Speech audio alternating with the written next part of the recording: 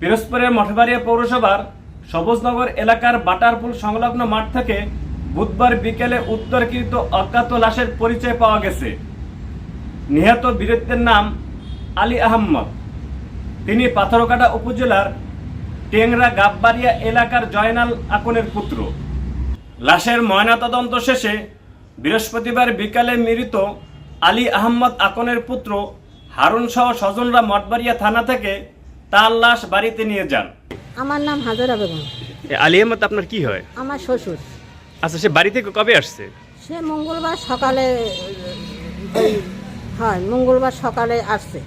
তার মঙ্গলবার সকালে একজন আর দ্বারে টাকা পাইতে সেই টাকা দিয়ে সেই জায়গায় দিকে ইয়ে আসছে, বাগনি অসুস্থ, সেই দিকে আমি যাই। এর পরে আবার এই করছে, আবার আমার ফুকতো ভাই সাপলাজা, সেই ফুকতো বাড়ির কাছে আইছে সোনাহালি ওর দরবেশের বাড়ি। সেই ধরে আইয়ে আবার 400 টাকা দিয়ে গেছে যে এই যে আমার বোর্ড ধরে পাঠাইও, আর আমি যাই, আমার বাগনি অসুস্থ, হেরে লইয়ে ডাকা। আমার বাগনি বউ এখানে ওই মঠবাড়ি আইতে আছে। এর পর তো কোনো নেই। এখন আজকে এই খবর পাইলাম যে হারি পাওয়া গেছে, সে মারা গেছে। সে মারা গেছে। এমনি আপনাদের তো কারোর বিরুদ্ধে কোনো অভিযোগ নেই? না না, কারোর সাথে বাজাবাজি বা না না না, আপনাদের শত্রুতা নাই? না না, কোনো শত্রুতা নাই এর মধ্যে।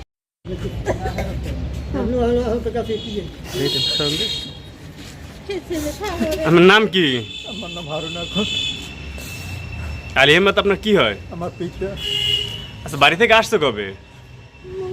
মঙ্গলবার। দিদি কি কারণে আসছে? ভাই কোন জ্ঞান কোন কিছু বাজে না, কিতে আইসে ইয়ে করতে পারিনি।